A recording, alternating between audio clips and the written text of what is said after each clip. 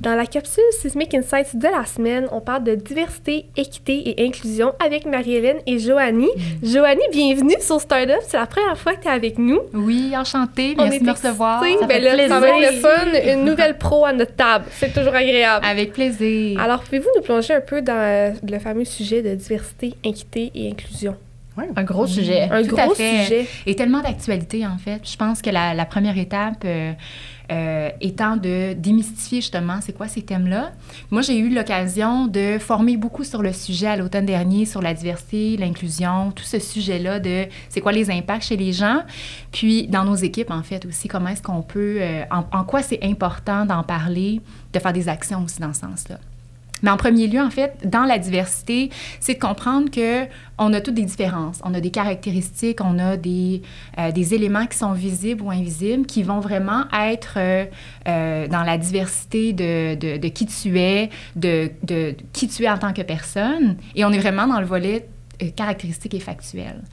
Puis, au niveau de l'inclusion, c'est vraiment, en fait, l'effort de faire en sorte que les gens se sentent inclus. Mettons qu'on parle dans une équipe de travail, est-ce que je sens que je fais partie des décisions? Est-ce que mon opinion est considérée? Et est-ce que je suis là vraiment quand, par exemple, je peux avoir un meeting avec plusieurs personnes?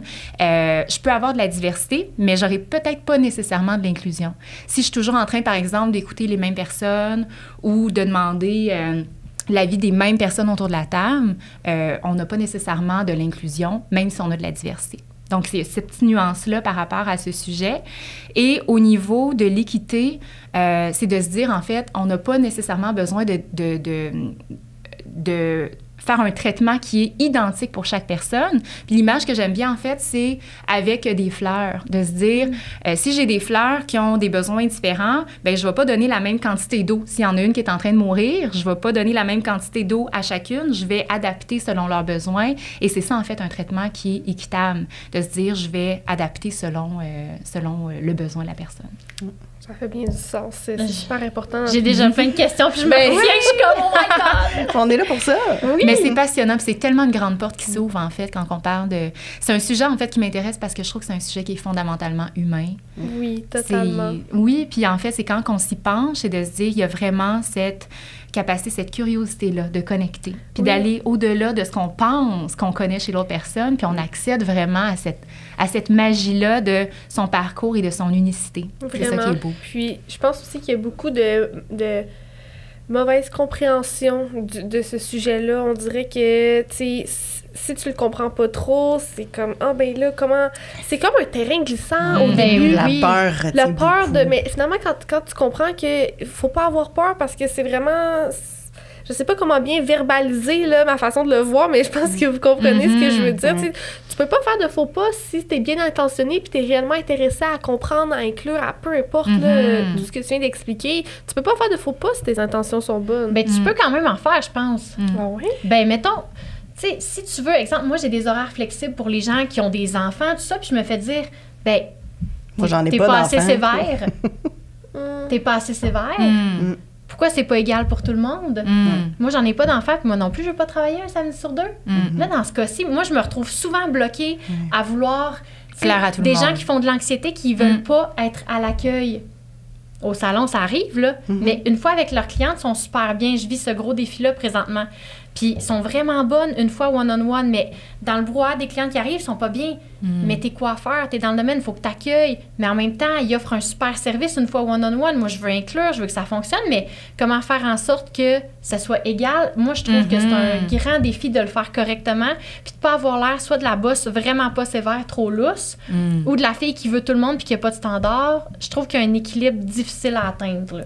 Non, c'est clair, mais je pense que moi, ce que je voulais dire, ben, ce que tu dis, ça fait full de sens, mais moi, ce que je voulais dire, c'est que tu peux pas te faire reprocher d'essayer. Tu sais, c'est plus à ce niveau-là. En sens où j'ai l'impression qu'il y a des gestionnaires qui ont peur d'aller là. Ils sont comme moi, non, et tout le monde. C'est ça, standardisation, tout le monde, pareil, boîte, carré. Mais essaie, tu sais, ça se peut que tu doives te réadapter. Cependant, tes employés ne peuvent pas te reprocher d'essayer. Mais ça prend quand même un certain courage d'essayer de le faire, puis de pas rester dans ces vieilles pantoufles, puis je vais balayer ça en dessous du tapis, parce qu'il peut y avoir des risques pour l'organisation de justement ne pas avoir mis en place une culture d'inclusion puis de diversité. un gestionnaire qui ne fait rien peut quand même risquer de perdre ses employés, il peut avoir un gros taux de roulement, il peut avoir des plaintes autant de harcèlement ou de non-action. Fait que je pense que c'est quelque chose qui est primordial de l'individu, déjà, comme tu le disais, mais en tant que si on a un rôle de gestion, c'est de puiser puis d'aller chercher, sinon, des ressources, de l'aide, lire, s'éduquer pour essayer de comprendre c'est quoi les différences puis comment on peut influencer, en fait, même la direction dans une entreprise. Ça serait quoi ça serait quoi le premier move à faire? Tu sais, exemple, tu n'as aucune culture d'inclusion nommée, mais tu veux vraiment, tu as le désir. Comment tu apportes ça à une équipe pour un gestionnaire qui aurait peur? Là? Tout à fait. Puis la première étape, pour moi, je pense que c'est de la compréhension. C'est de démystifier, justement, puis c'est d'en parler. Puis c'est pas de laisser ça comme une espèce de boîte noire, qu'on ne sait pas trop c'est quoi qu'il y a là, puis qu'est-ce que ça l'implique. Puis en fait, c'est que quand on ne sait pas, souvent, on a peur que ça nous saute en pleine face. On a peur. C'est la peur, en fait, en présence d'inconnus. Et c'est ça, le réflexe même par rapport à la diversité, c'est de dire, OK, mais s'il y a une personne qui est différente de moi, est-ce que je vais être acceptée ou est-ce qu'on va arriver à connecter? C'est tout ça en arrière, à partir du moment où est-ce qu'on s'informe, on se conscientise, on comprend. Puis on comprend qu'on a beaucoup plus, en fait, de similitudes, en fait, que de différences. Les différences, elles sont là quand même, mais c'est une richesse en soi. Ouais, c'est quand on commence à le voir de manière beaucoup plus constructive et de voir comment est-ce que ça peut amener tellement de richesse. Est-ce qu'on veut, en fait, avoir tout du monde pareil comme nous, qui pense toujours comme nous, tout le temps autour de nous? On se dit, bien, d'un côté, ça pourrait être le fun, on ne s'ostine pas, ou on a l'impression que tout le monde est d'accord. Mais au final, d'avoir toujours ces personnes-là qui disent la même chose, on ne se challenge pas, on ne va pas nécessairement plus loin, puis on n'accède pas à différentes facettes ou perspectives que, au-delà de moi, ma perspective, bien, j'accède à la tienne maintenant parce que je deviens curieuse de comprendre. Et c'est un peu ça que la diversité nous amène, une immensité de richesses, de perspectives, de collaboration, puis d'idées aussi. Est-ce qu'il y a des anecdotes ou une expérience personnelle que vous avez vécue qui a façonné votre perspective face à ce sujet? Bien, je peux y aller. Bien, moi, en fait, je trouve que c'est... Je pense qu'on dirait que je l'avais même pas réalisé d'emblée parce que c'est tellement pas... je l'oublie, mais moi, en fait, moi, j'ai été adoptée. Je vous en parlais un peu plus tôt, mais moi, j'ai été adoptée quand j'étais très jeune. J'avais 16 mois, mais j'ai grandi au Québec. Mes parents sont québécois. Donc, moi, mon feeling, c'est je suis québécoise, mais j'oublie que je suis chinoise. C'est ça. Fait que je le vois des fois quand j'arrive à des endroits où que mon nom, c'est Joanie, un CV, un appel téléphonique, on s'est parlé avant, puis je l'ai remarqué à quelques reprises, cette surprise-là de « Ah, je m'attendais pas à... » Puis c'est correct, c'est normal. Puis plein de... Parfois, c'est des commentaires que j'ai eus à des moments que tu dis, tu t'y attends pas nécessairement et ça peut prendre par surprise. Voulez-vous un exemple? Ben oui, parce que je suis comme... Vas-y. Hey, l'exemple que je donne, parce que moi, je suis très à l'aise de parler de mon adoption. Je trouve que pour moi, c'est une richesse aussi, cet événement-là dans ma vie. Puis, moi, je parle aux inconnus dans la vie, OK? Fait qu'à un moment donné, je m'en allais travailler, puis j'ai rencontré... Il y avait un monsieur, je sortais du métro, on attend la lumière. Puis, il est comme, « Ah, bon matin, mademoiselle. » Il me dit, « Vous venez de où? » Puis moi, je suis comme, « Ben... » Moi, je viens de Montréal, Pointe-aux-Trembles. Toi? Et vous? Il est comme, il dit, OK, je comprends, mais il dit vraiment, vous venez de où? Puis c'était très poli. C'était très, très poli. Et cette question-là, je l'ai reçue tellement souvent dans ma vie. Fait que là, je lui dis, ben moi, je viens de Chine. En fait, j'ai été adoptée quand j'étais jeune, mais j'ai grandi à Montréal. Et sa réponse de dire, en Chine, ils n'aiment pas les filles. Ça fige, mais est-ce que les premières fois, tu te sentais pas bien avec ça, tu sais? Bien, c'est sûr qu'on contrôle pas la réaction des gens. Non. On apprend à vivre avec. Et ça, je dis ça parce que ça peut se passer sur le coin en sortant du métro, mais ça se peut se passer à la machine à café au travail, ça se peut se passer avec quelqu'un parce que ces réflexes-là, ils sont rapides, ils se passent dans la tête, puis ça vient souvent de préjugés ou de biais. Tu sais, en fait, je peux comprendre d'où ça vient dans le narratif, mais en fait, c'est que cette information-là, au final, moi, je le sais qu'elle est erronée. Et ça me crée une espèce de... Ça me déclenche un peu. En anglais, on va parler « trigger ». Puis même un des termes aujourd'hui qu'on utilise dans un cas comme ça, c'est un terme de... On parle peut-être que vous avez déjà entendu le terme « micro-agression ». Oui. Donc, dans le cas de la diversité, c'est... En tout cas, on pourrait en parler longuement de ce volet-là, mais c'est juste de dire ça peut venir d'une intention qui est absolument pas malveillante. Ça vient d'un espace que, lui, il n'avait pas envie de faire comme « j'ai envie de dire quelque chose qui déplaît », mais ça provient d'ignorance. Et dans un contexte comme ça, c'est de se rappeler que la bienveillance et l'empathie, elle va dans tous les sens. Que je ne connais pas son parcours et que d'où ça vient, ça, peut-être que oui, ça vient me heurter dans le sens que ce n'est pas une information qui est juste parce que moi, je la connais, mais j'ai pas à imposer que tout le monde connaisse l'histoire puis le contexte de l'adoption en Chine dans les années whatever, tu sais. Fait que pour moi, ça a été, on a ouvert le dialogue ce matin-là. Moi, j'avais le choix. Est-ce que je m'en vais puis je me sens frue parce que je comme, c'est pas ça l'information? Ou est-ce que, parce que je venais de lire un livre là-dessus puis j'avais l'information, est-ce que je lui en parle d'un espace qui est, c'est un petit peu plus compliqué que ça? Et c'est ça que j'ai fait ce matin-là. C'est que j'en ai parlé en disant, c'est un peu plus nuancé. Puis là, je suis arrivée avec des faits. J'avais cette information-là. Et c'est quand on utilise le dialogue pour s'élever ensemble, pour amener le niveau de conscience plus haut, que là, on sent que, hey, c'est constructif. Puis lui, il était comme, hey, mais je le savais pas. Moi, dans ma tête, j'étais comme, tu savais pas. Comment? C'est pas grave parce que, même pour nous, tu sais, c'est quoi la ligne entre je le sais puis je le sais pas? Des fois, c'est une rencontre, une conversation. Puis moi-même, 2 semaines avant de lire ce livre-là, il y a des choses que je connaissais pas. Fait que ça faisait pas moi une mauvaise personne, puis ça fait pas de lui une mauvaise personne. Mais tout autour de la diversité, c'est ce regard de curiosité, connexion, dialogue, puis aller au-delà de nos freins qui sont même, ils sont là, ils sont naturels, mais on peut aller au-delà pour connecter. Mais c'est ça, on peut aller au-delà, puis il faut pas avoir peur de poser des petites questions, mais je sais pas si tu peux... là, je veux pas trop plonger dans ce sujet-là, mais je sais pas si tu peux nous expliquer un peu comment, justement, en étant dans une minorité au Québec, comment tu le vis quand les gens te posent des questions, parce que j'ai une petite anecdote personnelle. À ma dernière session, j'avais un collègue de classe avec qui on s'assoyait ensemble chaque cours, puis il était bien gentil, puis tout, puis parle, jase, puis à un moment donné, dans une conversation, il me dit ça, il me dit « moi, j'ai été adoptée il y a 7 ans ».